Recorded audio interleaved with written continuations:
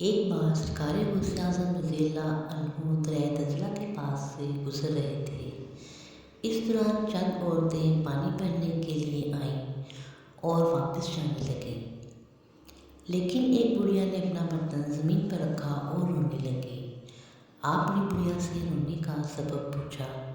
اس نے بتایا کہ اس کا ایک بیٹا تھا جس کی شادی کر کے بارات کے ساتھ واپس آ رہی تھی کہ دریا میں بحر آ گیا اور کشتی تمام براتیوں سمیت ڈوب گئی،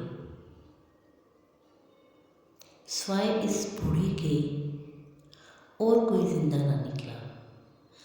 اس واقعے کو 12 برس ہو گئے تھے۔ جب بھی مجھے یہ واقعہ یاد آتا ہے دل بھر آتا ہے اور رو دھو کر دل کا غبار دور کرتی ہوں۔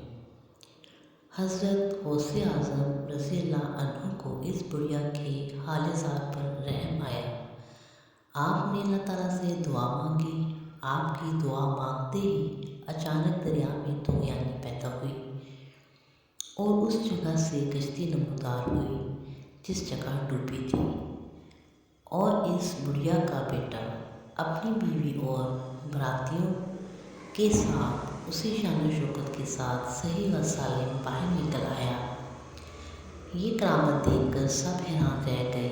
بعد ازاں اللہ آپ کا مرید ہو گیا اور خلافت بھی حاصل کی۔ ان کا مزار گجرات میں شاہ دلہا دریا کے نام سے مشہور ہے۔